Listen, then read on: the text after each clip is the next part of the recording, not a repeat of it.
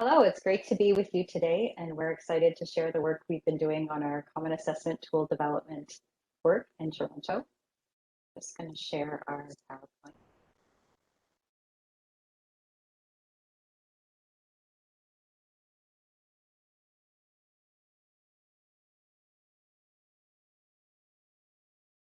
So our presentation is called Doing Things Differently, Centering Relationships in Assessment. Hi everyone, I'm Stephanie Doucette. I'm Algonquin from Wolf Lake First Nation in Kippa, Quebec. I'm the Indigenous Programs Coordinator with the Aboriginal Labour Force Development Circle, and my position is in partnership with the City of Toronto Shelter Support and Housing Administration's Coordinated Access Team. My role is to work to ensure coordinated access is responsive to Indigenous communities, agencies, and individuals. I'm Alison Koistra. I'm a queer Dutch and Russian Mennonite settler. I live in Toronto with my wife and 2 kids, and I work as a policy development officer with the City of Toronto's Coordinated Access Team and the Shelter Support and Housing Administration. We want to talk to you today about the importance of collaboration when developing and implementing a common assessment tool. So common assessment tools don't exist in a vacuum. They exist in the context of colonialism and systemic racism. And common assessment tools that aim to provide a one-size-fits-all, ostensibly objective approach have been shown to reproduce biases. Research has also shown that the relationship between the person administering the assessment and the person responding has a significant impact on the information shared. So in Toronto, we are working with staff and service users from a diverse range of agencies and backgrounds to develop a tool and a decentralized assessment process that can support people to better navigate the system, provide service users with the option to work with the staff they feel most comfortable with, and empower staff with a consistent way to identify needs and connect service users with resources. We do collaborate with a diverse range of agencies and community members, but in our presentation today, we will talk about the collaborative work that the Toronto Indigenous Community Advisory Board, also known as TCAB, is doing with the City of Toronto Shelter Support and Housing Administration, also known as SSHA. This collaboration has been a key factor in driving the relationship-centered approach and has led to some key outcomes in the way we are structuring our common assessment tool and the coordinated access process in our community.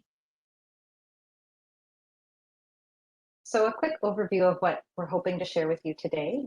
We just want to start by laying the groundwork, letting you know a little bit about how this work got started and how these relationships began to be built. Then we want to share, what does it look like on the ground? What is our governance structure for developing coordinated access? And what are the collaborative processes we're using? And then our third component is to look at our common assessment tool, which we're calling the Service Triage Assessment Referral Support, or STARS tool. Give a quick snapshot of where it fits within our coordinated access system and how it works. And then fourth, we want to kind of bring it all together. So what is the impact of all of this collaborative work on the tool itself? How has it informed the design and development of that tool? And really, we just want to share with you kind of how we've been focusing our attention on the relationships piece and shifting our mindset from, how can we sort you to how can we support you? So where did we start? I'd like to talk about some of the groundwork laid for relationship building with Indigenous support service organizations and the City of Toronto Shelter Support and Housing Administration. In June of 2018, the Meeting in the Middle Engagement Strategy and Action Plan was created in partnership with the City of Toronto Shelter Support and Housing Administration and the Toronto Indigenous Community Advisory Board. The purpose of this strategy and action plan is to foster better relationships between the City of Toronto, SSHA, and Indigenous organizations in order to meaningfully address Indigenous homelessness in the city. This work is incredibly important because Indigenous homelessness is a serious issue in Toronto and a critical priority for the housing and homelessness sector. We acknowledge that we need to do things differently than we have done in the past if we're going to solve it. So far, all 5 street needs assessments conducted by SSHA have consistently shown the overrepresentation of Indigenous people in Toronto's homeless population. making up about 15% of Toronto's homeless population and an even greater proportion of the outdoor homeless population, which is at 23% currently. Indigenous homelessness and its risk factors can be directly traced to colonization, structural and institutional racism, government policies and practices such as the residential school system and its modern day continuation through the child welfare system, and intergenerational trauma. So both Indigenous-led solutions and effective engagement among Indigenous serving organizations and SSHA are needed to eliminate Indigenous homelessness in the city.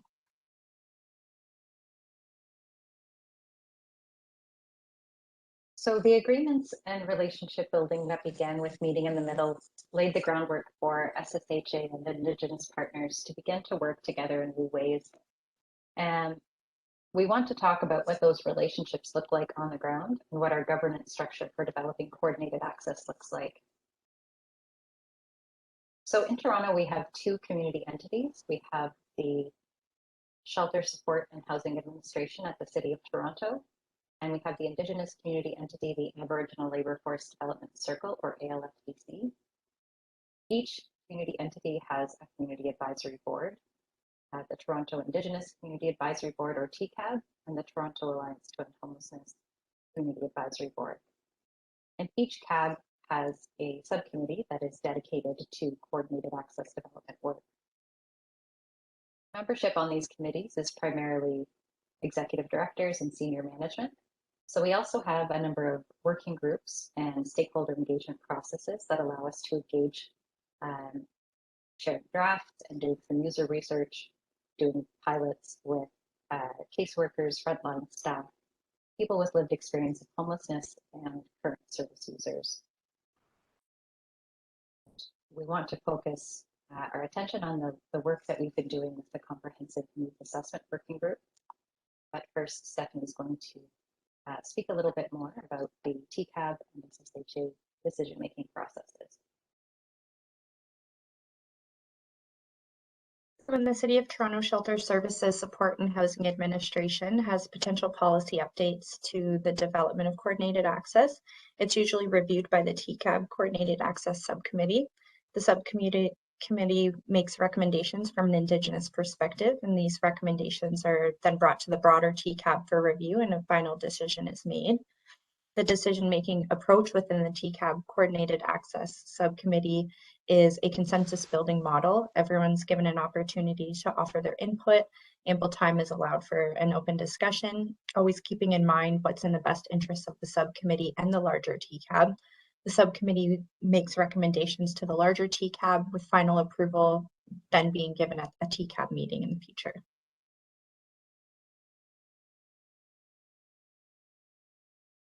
So the Comprehensive Needs Assessment Working Group was struck with the purpose of ensuring that the Common Assessment Tool will meet the diverse needs of the people in our system and assist people to connect with the resources that they need to exit homelessness and maintain housing.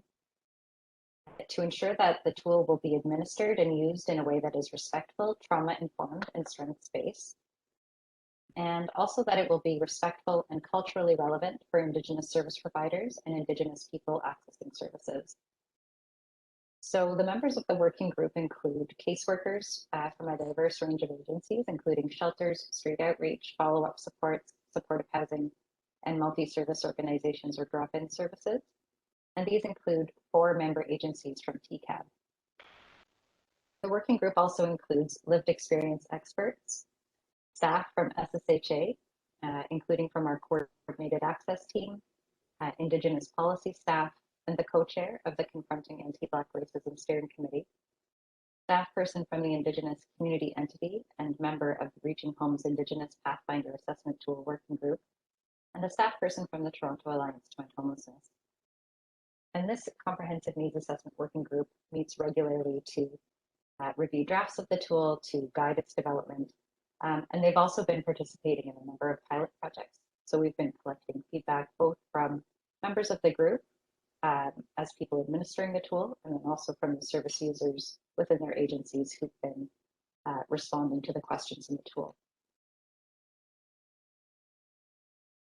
So as Allison mentioned, some of the processes for our comprehensive needs assessment working group include meeting once a month to discuss development updates. We also include Indigenous worldviews in our meetings, including opening and closing our meetings in a good way. We offer a land acknowledgement and reflection at each meeting, and we also utilize the 7 grandfather teachings to guide our work for that day. So an example of this is how can we bring the teaching of courage to our work today and what we would like to accomplish. Another thing that we do is include the African ancestral acknowledgement and reflection at every meeting.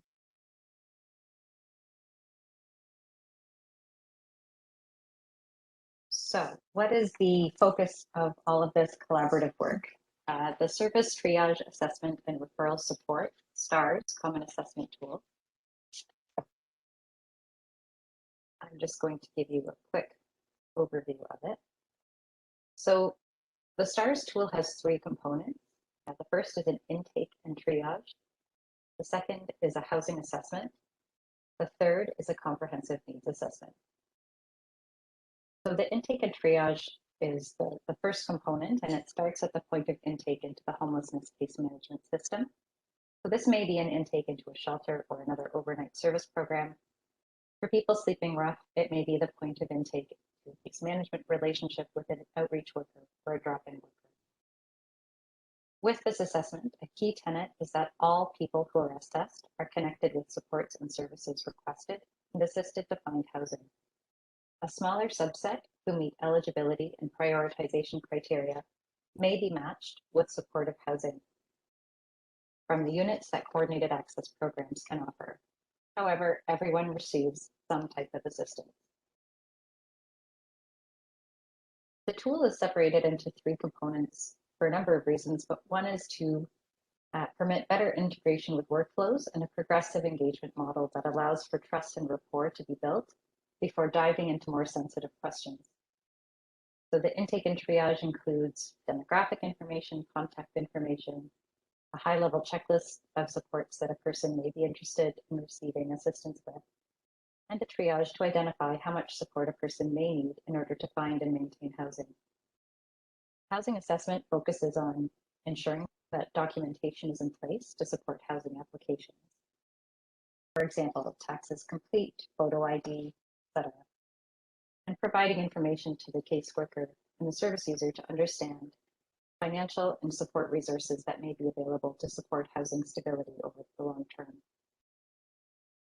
The comprehensive needs assessment looks at the types of supports a person may be interested in terms of their mental health and wellness, physical health, substance use, activities of daily living, communication, legal, and other areas of support.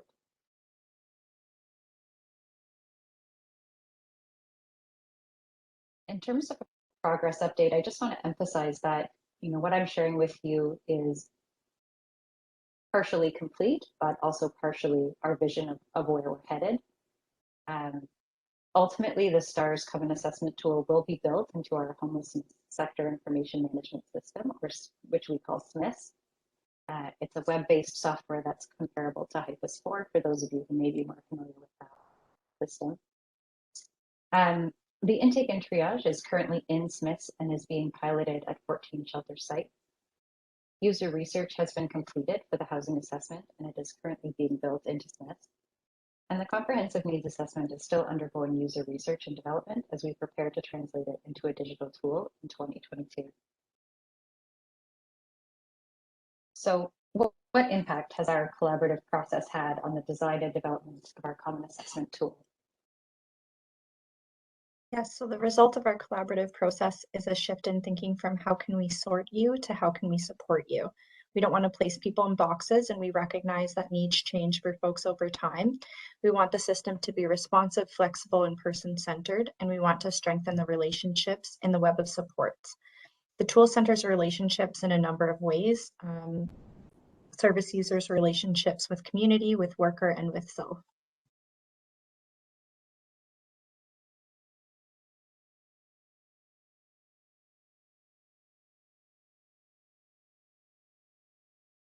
STARS Comprehensive Needs Assessment fosters service users' relationships with their communities by taking into context the community support they already have and are connected to and how those supports are meeting their needs.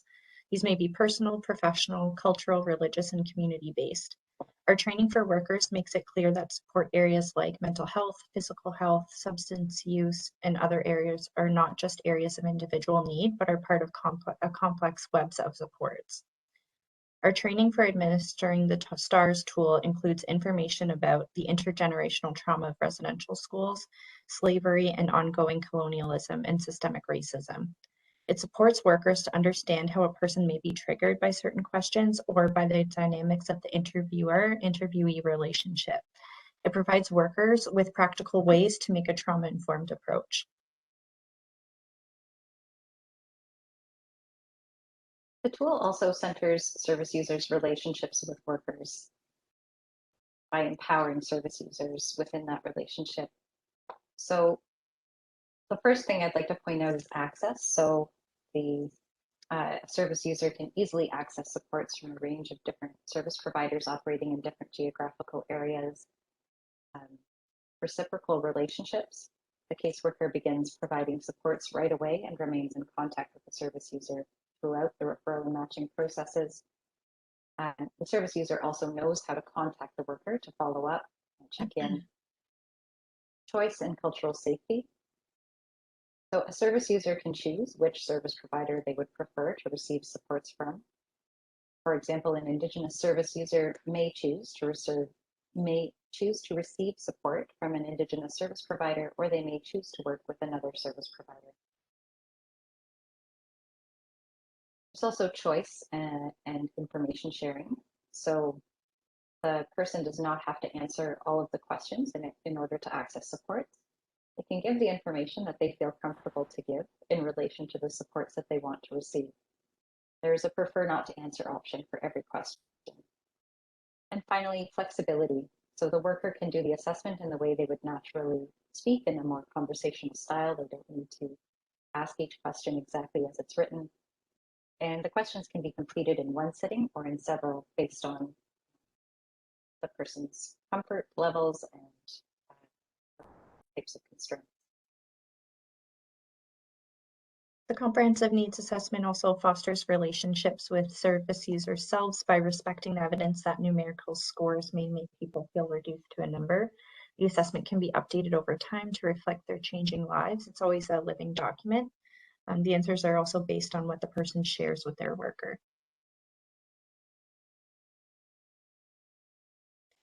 The collaboration between Indigenous partners and SSHA has allowed the tool to be focused on reciprocal relationships. Collaboration among partners has highlighted the diversity of agencies, clients, and relationships in our homelessness and housing system. So the difference we're seeing is a shift from how do we sort you to how can we support you. We want to strengthen this web of relationships so people don't fall through the cracks.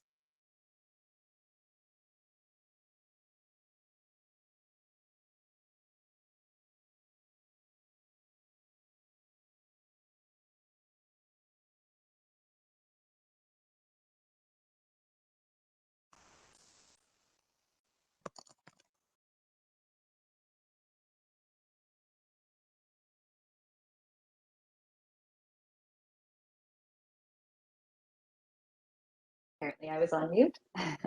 So thank you so much for your attention and time today. We're looking forward to addressing any questions you may have and having some discussion with you about this issue. We also just wanted to share with you the references that we have been drawing on in addition to our in-person communications and meetings and so forth. So I'll just put those up